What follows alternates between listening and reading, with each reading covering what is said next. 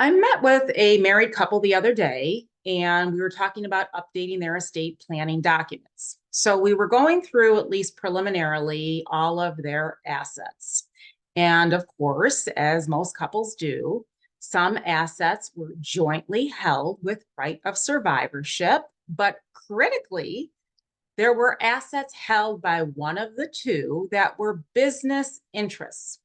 So the one that held business interests held two different kinds of business interests. One was that he was the sole owner of a business. So he owned all of the member interests of an LLC. And the other was that he was a part owner of a corporation. So he held some shares in a closely held corporation.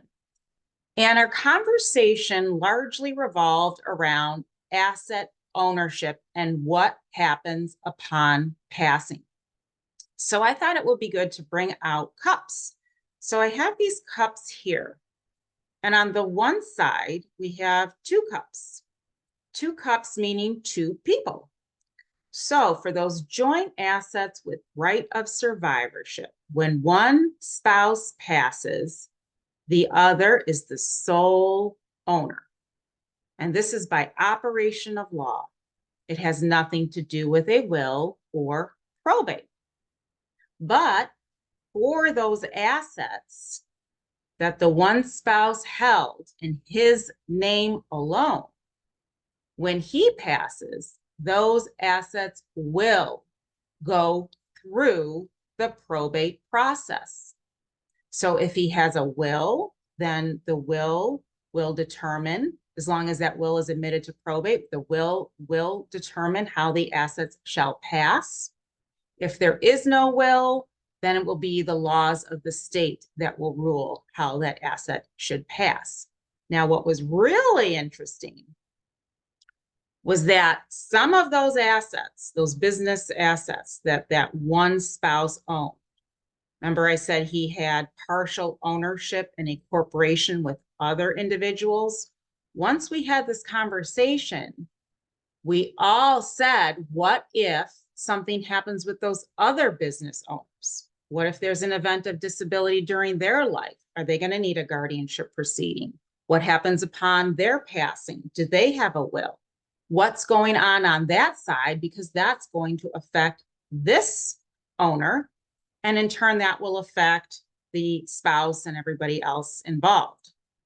So getting the conversation started between the couple as far as assets, how each asset is titled, and especially important, how are those business interests going to be handled both during life, in the event of disability or incapacity, in the event of divorce, and so on, and then upon passing, what should happen. There's lots of planning opportunities, one of which is a revocable lifetime trust. And that's really great, especially for those business interests.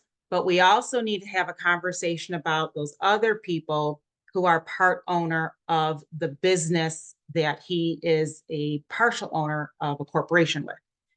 So I want people who are thinking about estate planning with business interests to be really specific and focused about how they're handling the business, both during life and upon passing. It can mean all the difference for everybody affected. And typically there are other people affected, right? There's surviving spouse, there's children, there's employees, there's the community relying on this business. And we really want to make sure that we've got the right people legally empowered to act on behalf of the business matters at those very crucial times. And above and beyond that, we can have some legal documentation in place as between business owners as far as what's happening in regard to what are called triggering events, what's going to happen so that the other owners feel a sense of security about their partial ownership in the business. So I want, again, couples who are thinking about estate planning with a business interest to be very focused on that business as part of the planning process. It's above and beyond everything else they're thinking about in the normal planning situation, but it's critical. You spend all this time working on the business, make sure that you're planning for the business itself. So this is Ruth George with Ruth P. George Law, PLLC, Trust and Estate Attorney. This video, as with any video I do put out, is for educational purposes only. It does not establish an attorney-client relationship, and I look forward to seeing you on another video.